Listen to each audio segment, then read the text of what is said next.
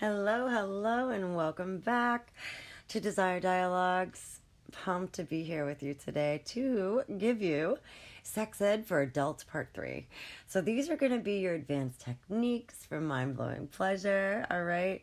So here's the thing. If you've been following along, you've already gotten the sex education you should have had in school. And then we took it a little deeper. We explored the science of arousal, fantasy, sexual energy. But today, my friends, we're turning up the heat.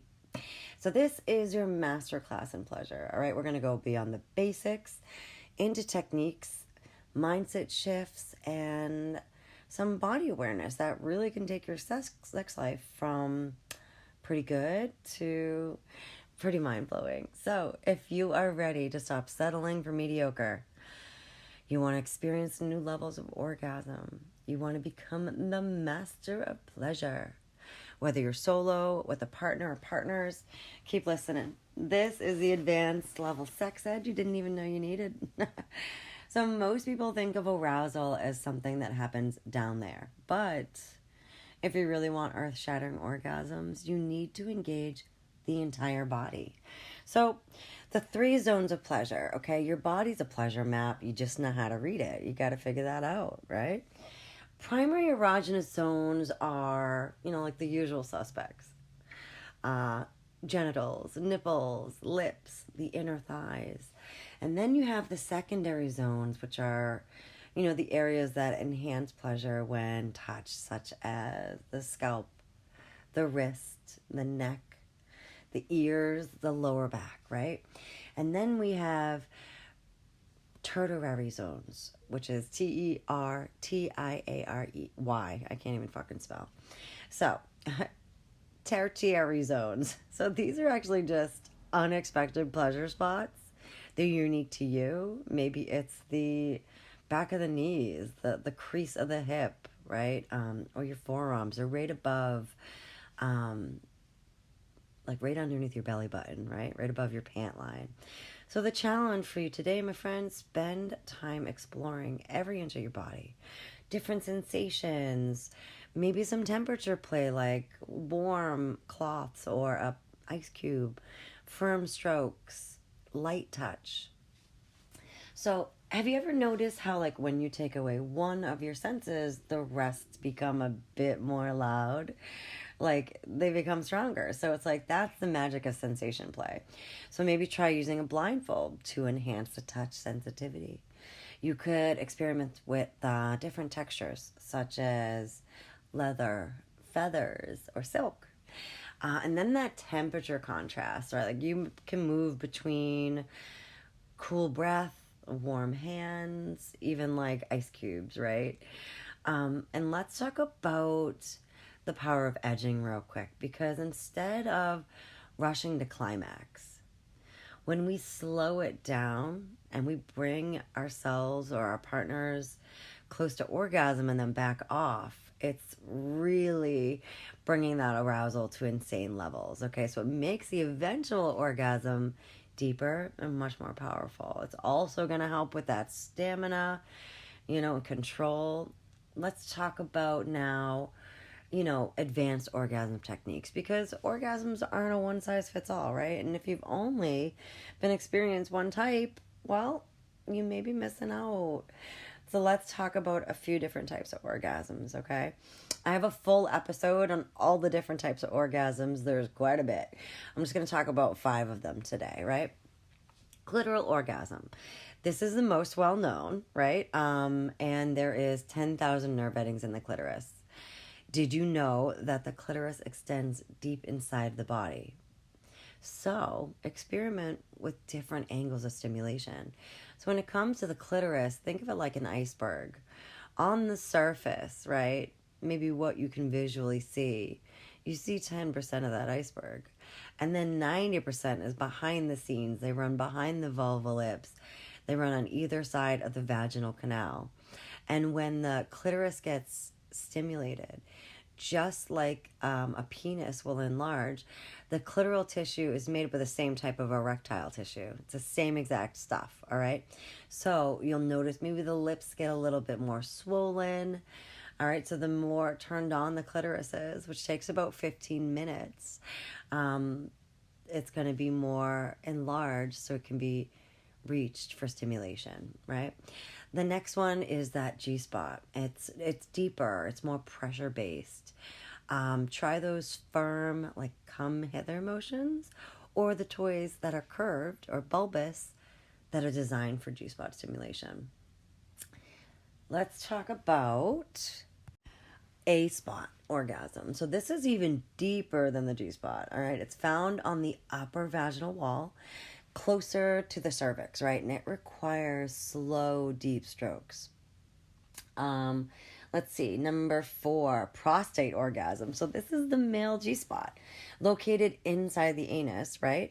Or externally can be stimulated as well on that taint area, right? The ABC, ass ball connector, grundle, taint, fleshy fun bridge, nacho, so not your ass, not your balls, right? So on that area, the perineum. Proper stimulation can really lead to full body extended orgasms here. And the more the prostate gland is stimulated, the less likely they are for prostate cancer. Awesome, right? Then we have nipple orgasms and energy orgasms. So yeah, some people can orgasm without genital touch. And it's all about heightened arousal and focus on other pleasure points. So, pro tip, combine quite a few of these types of stimulation. For example, clitoral and G-spot, or nipple and penetration. And those can result in blended orgasms that are so much more intense. Let's talk about breath work, all right? So like most people actually hold their breath during climax. Did you notice that? And it can actually limit how powerful it can be. So instead, try some deep controlled breathing as you build arousal. It's going to allow sensations to flow so much easier through your body. And this leads to those like intense full body orgasms. All right, let's talk about the art of squirting. I have an entire episode dedicated to squirting, and so definitely check that out. But let's touch on it now, all right? So first off, yeah, it's real. And yes, anyone with a vagina can experience it, okay?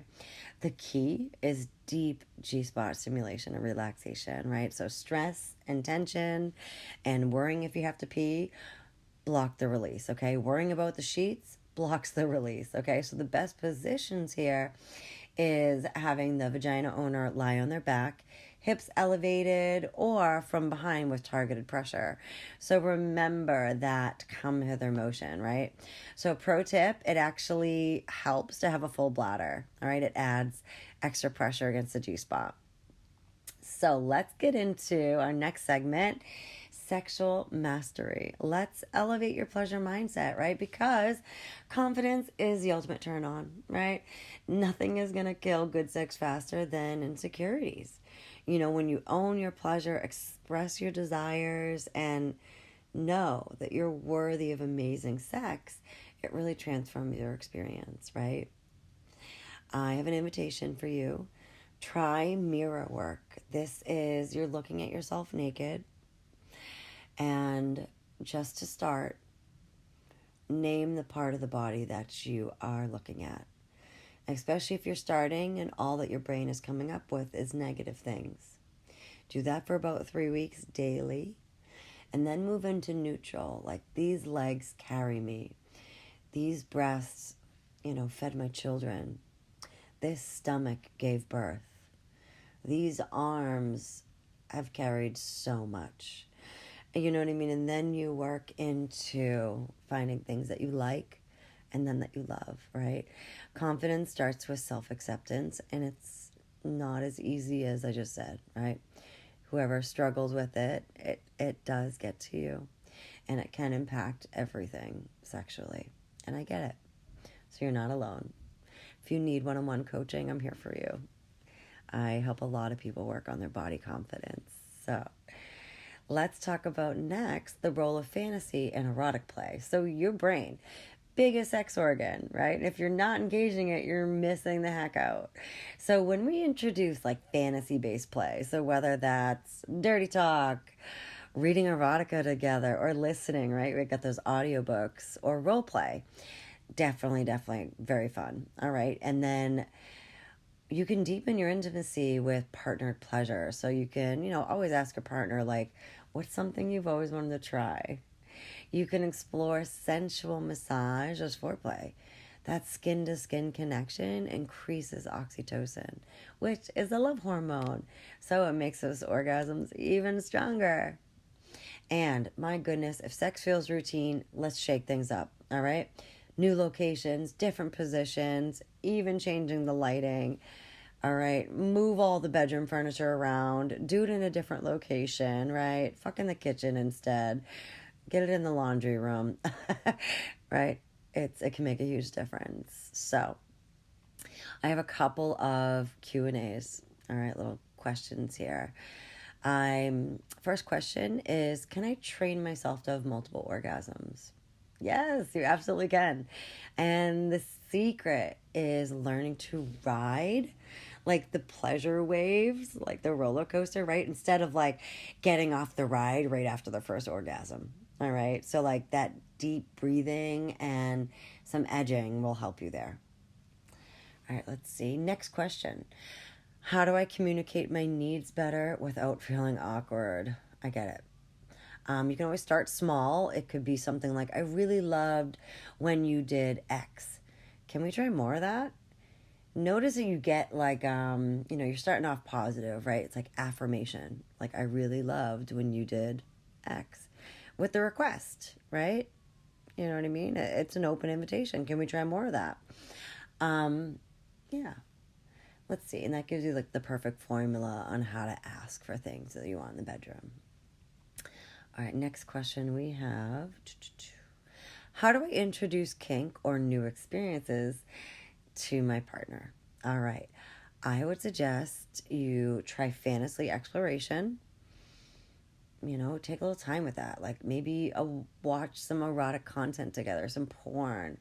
You can also very, very highly recommend checking out the yes, no, maybe list, right? So it's called the want, will, won't list.